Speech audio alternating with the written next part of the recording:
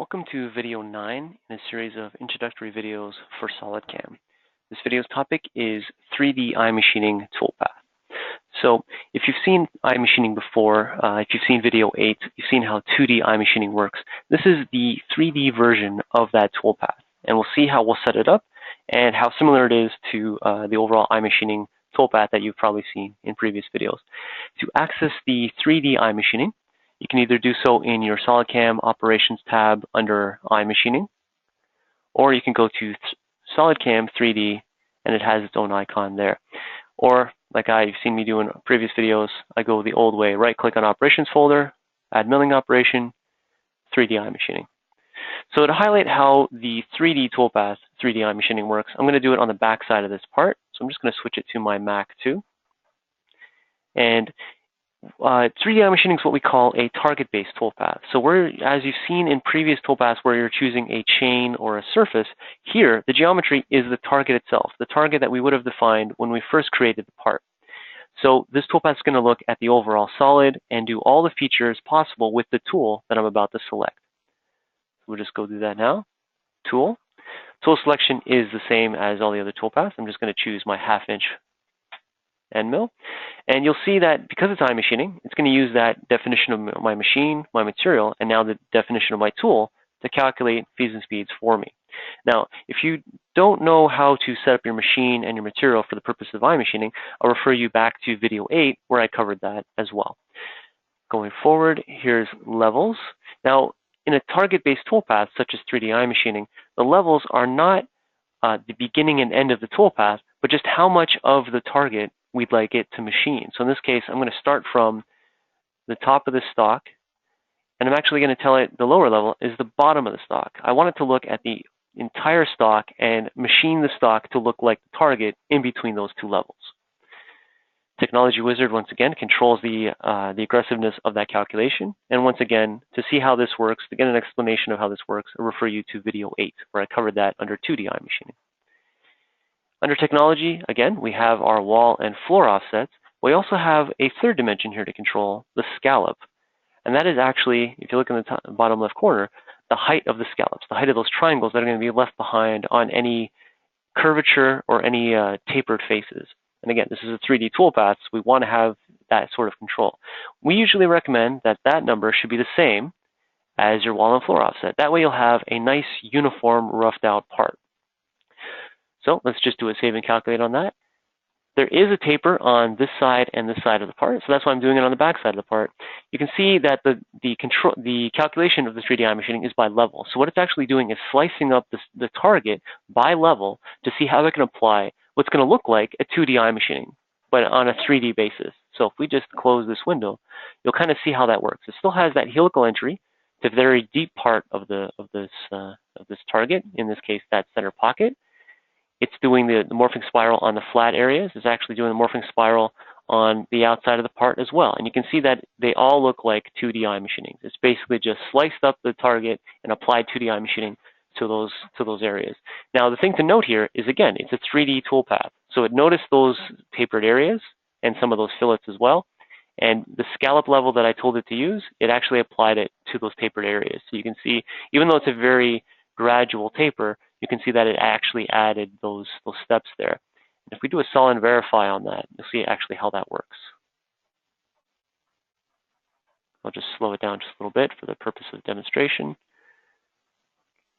So again, what looks like a 2D morphing spiral iMachining, there were those side pockets there, so it's machining out as much as it can using that tool. So that 1/2 inch end mill probably can't do the triquotal movement inside that slot, so it didn't go all the way. But you do see now the scallops being formed on those tapered faces. Okay. And you can also see how it's looking at the target. So it recognized the center pocket, those slots on the sides there. If you have 3D iMachining, I often say it should be your first toolpath, because really what you're doing is you're just fully roughing out the part. At this point, I could probably do some secondary operations to finish off those slots, but I could easily go right into finishing with a ball nose or a bull nose. Speaking of those slots, let's actually hide the toolpath there. The tool that I used was too large to go in those slots. So like you saw in video 8 with 2D iMachining, there is a rest option to the 3D iMachining, but it's actually easier to use than the 2D iMachining, and I'll show you how that works. So first, let me do a save and copy. Okay, so we have a copy of this toolpath. It's still looking at the target. It's still looking at the target through those levels. The only thing I'm going to do here is change the tool selection to my tool 2, which is my 1/4" end mill. I'll just rev that machining level back up. And once I hit save and calculate, you'll see that it's updating the stock. So because 3D iMachining works off of the updated stock, this second 3D iMachining will automatically be a rest milling operation. It'll automatically notice that the only material left over is that what was left behind by my previous tool. Okay, so if we take a look at that toolpath, the only thing left was the slots, obviously, because the tool cannot fit, and possibly these corners, again, because the tool cannot fit in those corners.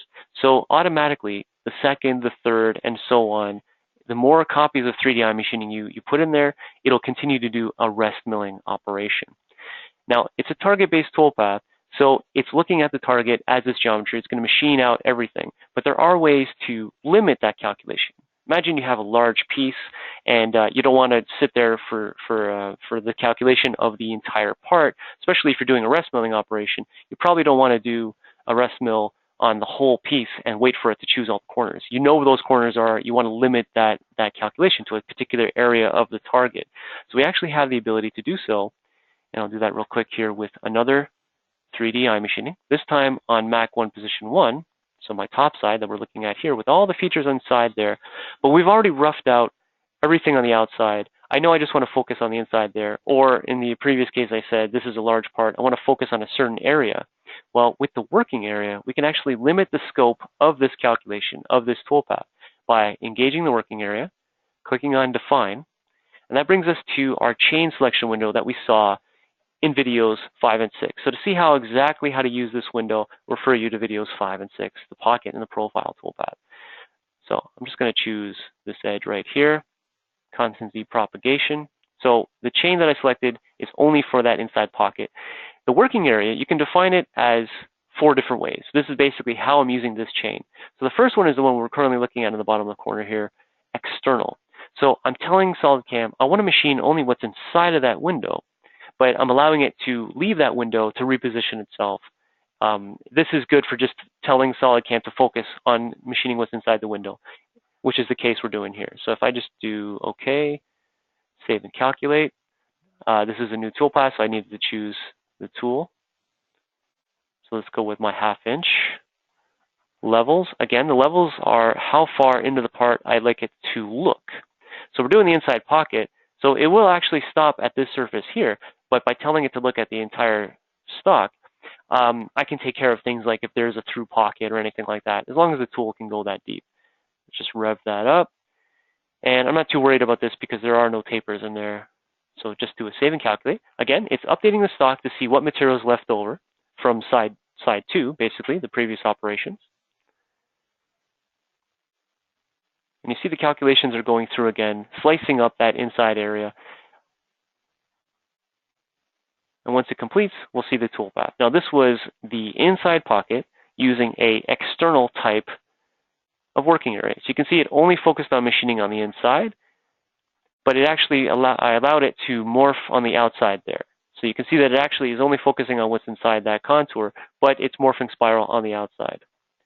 Now, if I wanted to use the working area in a way to limit the travel even further, let's say the working area is denoting some area that I need to absolutely stay inside of. I can't let the tool wander outside that area. Well, I can use internal. And again, bottom left corner shows us that the full diameter of the tool will stay inside of that chain, and it'll only reposition inside of that chain. So let's take a look at what that does.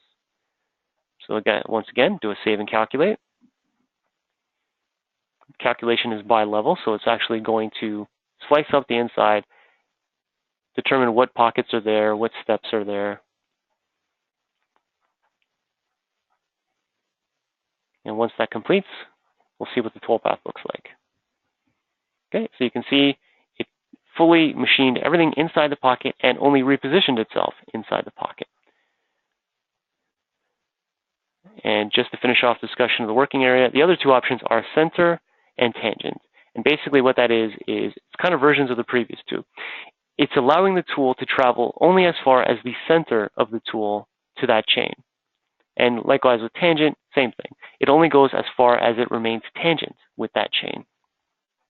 So that is 3D iMachining. It's very easy to use, very powerful toolpath as well.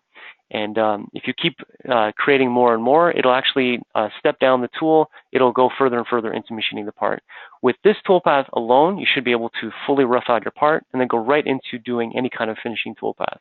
If you have any further questions about this or any other toolpaths that are seen in the videos, you can give us a call back at 1-866-975-1115 extension 2, or stay tuned for the rest of the videos that cover the other topics. Thank you for watching.